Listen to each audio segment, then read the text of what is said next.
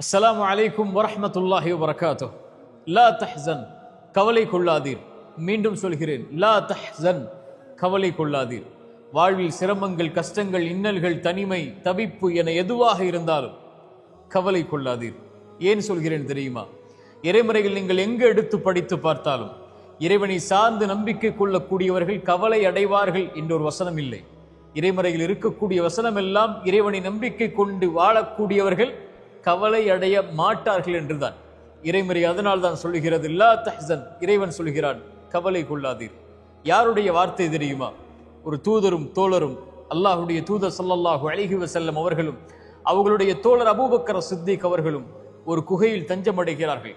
இருளால் சூழப்படுகிறது அந்த குகை. வாள்கள் தேடிக்கொண்டு இருக்கிறது மேல். அபூபக்கர் அவர்கள் சொன்னார்கள் தன் தூதரை பார்த்து, தூதரே, அவர்கள் குனிந்தால் நம்மை பார்த்து விடுவார்கள்.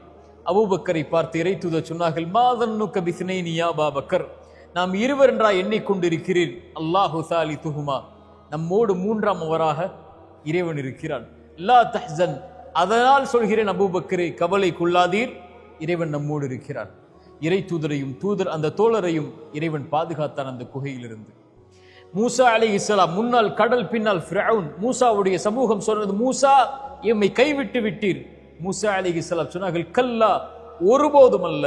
இன்னம ரப்பி, என்னை படைத்த இறைவன் என்னோடு இருக்கிறான், அவன் எனக்கு வழிகாட்டுவான். மூசா அலைஹிஸ்ஸலாம் அவர்களுக்கு கடலை பிளந்து வழிகாட்டினான் இறைவன். இப்ராஹிம் அலைஹிஸ்ஸலாம் நெருப்பில் வீசப்பட்டார்கள். நெருப்பு சுட்டரித்து விடும் இப்ராஹிம் என்று சொன்னார்கள். ஹஸ்புனல்லாஹ், என் இறைவன் போதுமானவன் என்று சொன்னார்கள். அந்த நெருப்பை குளிரூட்டக்கூடியதாக இறைவன் மாற்றினான். ஹாஜரா அலைஹிஸ்ஸலாம், இப்ராஹிம் அலைஹிஸ்ஸலாமுடைய மனைவி, அவர்களை விட்டார்கள் பொட்டை பாலைவன பூமியில் அவருடைய கை குழந்தையோடு. இப்ராஹிம் அலைஹிஸ்ஸலாமை பார்த்து அந்த பெண் கேட்டார்கள், இதை செய்யக்கூடியதும் இறைவனா?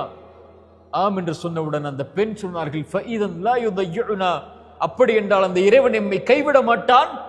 இந்த பூமியை நோக்கி மக்களை இறைவன் கொண்டு வந்து சேர்ப்பான். இன்று மக்கா எப்படி இருக்கிறது? இறை தூதரை பாதுகாத்த, இப்ராஹிமை பாதுகாத்த, நபி மூசாவை பாதுகாத்த, ஹாஜர் அவர்களை பாதுகாத்த இதே வார்த்தை கஷ்டத்தில் சிக்கி தவிக்கக்கூடிய, சிரமங்களால் அகப்பட்டிருக்கக்கூடிய, வாழ்வின் இருளில் மூழ்கி கொண்டிருக்கக்கூடிய, கடனில், நஷ்டத்தில், செல்வ இழப்பில், சோதனைகளில், உயிரிழப்புகளில், பிரிவில், தனிமையில் சிக்கி தவிக்கக்கூடிய எல்லோர்களையும் வாழ்வில் விடுதலையாக்கும். லா தஹ்சன் இன்னல்லாஹ மஅனா. ஏன்? நாம் வாழ்வில் சந்திக்கக்கூடிய பிரச்சனைகளை விட, நோயை விட, சிரமங்களை விட, கஷ்டங்களை விட, தவிப்புகளை விட, தனிமையை விட, இவற்றை விடவெல்லாம் அந்த இறைவன் பெரியவன். அல்லாஹு அக்பர் அழைக்கிறோமா இல்லையா? அந்த இறைவன் பெரியவன். எனக்கு வரக்கூடிய இந்த நோயை விட அல்லாஹு அக்பர், அவனுக்கு இது எளிது நீக்குவது. எனக்கு வரக்கூடிய இழப்புகள், நஷ்டங்கள், இதை விட இறைவன் பெரியவன், அவனுக்கு எளிது இதை நீக்குவது. இறைவன் என்னோடு இருக்கிறான் எல்லா நிலையிலும், எல்லா சோதனைகளிலும், எல்லா பிரச்சனைகளிலும்.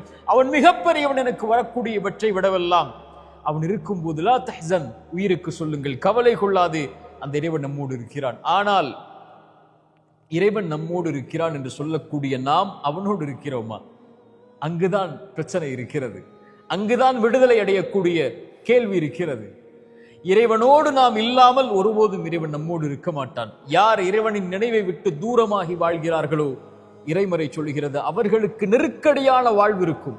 சோதனைகள், பிரச்சனைகள், கவலைகள், ஏன் வாழ்க்கை என்ற புலம்பல்கள் எல்லாம் இருக்கும். இறைவனை விட்டு தூரமாகி வாழ்ந்தால், இறைவனை மறந்து வாழ்ந்தால், இறைவனுடைய நினைவில்லாமல் வாழ்ந்தால், யார் இறைவனோடு தன்னை ஆக்கிக் கொள்கிறார்களோ, இறை தூதர் சொன்னார்கள், ஒரு அடியான் இறைவனை எப்படி எண்ணுகிறானோ அப்படித்தான் அவன் இருக்கிறான்.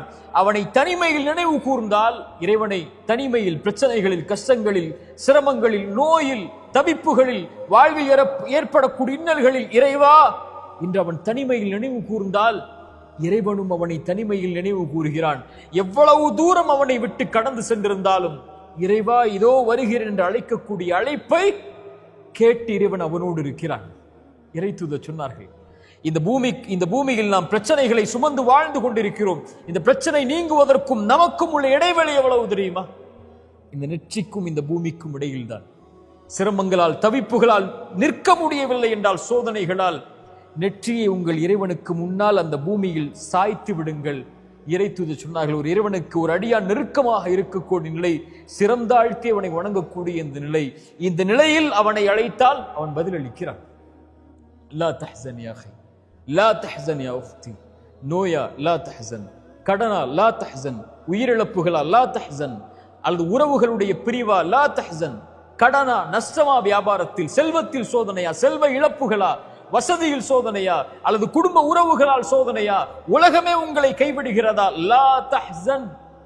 இறைவனுடைய வார்த்தை அது. இன்னல்லாஹ மஅனா, அந்த இறைவன் நம்மோடு இருக்கிறான். இந்த லா தஹ்சன் என்பது ஒரு தொடர்.